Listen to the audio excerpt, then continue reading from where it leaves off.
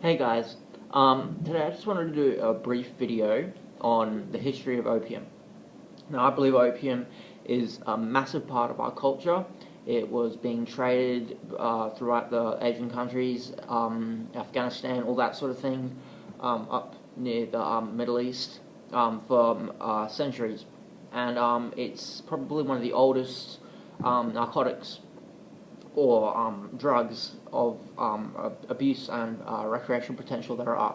So opium came around. King George went over to and traded from England. It was being traded a lot. It became illegal. Before that, sorry, it was revolutionized when the hypodermic needle came out. Because suddenly soldiers could get that threat of morphine into them, and it could slow down their central nervous system in order to maintain the less stress and obviously save their lives. It revolutionized the whole thing. Moving forward to the 1920s, you could buy heroin over the counter. Bayer Pharmaceutical, massive German pharmaceutical giant, bought the rights to heroin. It was often used as a substitute for alcohol. An alcoholic would hit his wife, a morphine addict wouldn't. And then a morphine addict would be turned on to heroin because they believed that, there was a lot of misinformation going on at the time. First became illegal when a lot of the Asians were immigrating over to San Francisco. And in a feat of racism, if you'd like to call it, or cultural differences, the Americans didn't like the fact that they had these opium dens, these secluded places where it was a hedonistic sort of place that they would go. So that was the first narcotic to become scheduled. Now it's up there with one of the most highly scheduled substances in the world. So opium comes from the poppy seed. You got your opiates, which is morphine, codeine, a few others. They are derived directly from the opium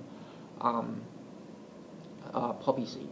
So they convert directly into morphine. All opioids and all opiates synthesize or metabolize into morphine inside you. Synthetic opioids are like heroin, methadone, OxyContin, all those sort of things, and they mimic the effects. So they can control how fast it's released, they control how slow it's released, they control the potency. So a lot of the times it's quite potent, and that's what they believe that heroin can get people off morphine, because morphine, it didn't have, it had the duration of action, but with heroin and OxyContin and all that sort of thing, they could control that duration of action and control the effects. And then obviously as time passed, it got more and more illicit. And which brings us to there was a big heroin epidemic in the 70s and 80s. It's still going around today. In Australia, it's not as common. A lot of endone addicts, codeine addicts, before it went off label. We don't sell codeine here anymore without a prescription. It's very hard to get opiates in this country at the moment, apart from obviously loperamide, or if you have a problem and you go to a help centre and then you'll get help with methadone or something like that, which methadone is quite a strong opiate, and you can obviously or buy illegal heroin. Very rare, and we have endone, which is 5 milligram oxycodone, and if you've got a massive habit, you'll need about 10 of those. I've rarely ever seen OxyContin in this country, which is 80 milligrams, 60 milligrams, that sort of thing, for cancer patients. And of course we have the fentanyl patches, which I've seen a bit. So all in all, heroin and any opiate, it lies in a very specific place for me, because as an alcoholic says, they go to AA, narcotics go to NA. I believe there should be a HA, Heroin Addicts Anonymous, or whatever, because it's a very specific drug, and some people hate it. They hate the feeling. They'll throw up. They'll dislike it. Some people will have it just like I did, and have a moment of clarity where I believe that's the way I should have felt my whole life, and that's how I got addicted. I knew, even though not at the start, I didn't know I'd be a 10-year addict, but I knew that's what was missing in my life, and it's like a hug from your mother that you could never feel. I knew I was loved, but I never felt it, and that opiates replace that love. So it's a very specific addiction, and so for anyone else who is an opioid or opiate addict, I really, really sympathise, empathise, and relate to you because it's one of the hardest things to get off due to the physical withdrawals, the pause, the just learning to be not numb again. You know, learning to deal with those emotions that come up, learning to to to be feel those emotions that were numb for so long. You know, just like in a song by the Hoteliers, the pills that I was given, I slept for years. And if, you know, all through my use, I was asleep. I mean, I was conscious, but not conscious enough to contribute. I thought I was contributing.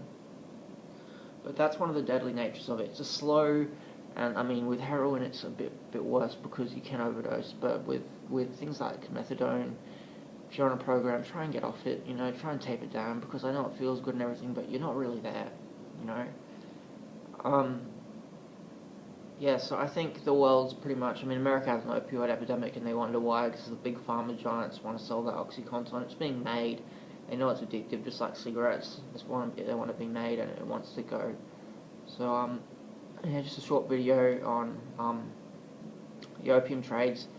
And just in summary, we have Afghani opium, we have black tar, heroin, and we have China white, which a lot of the time in Australia we were using China white number 4 or number 3.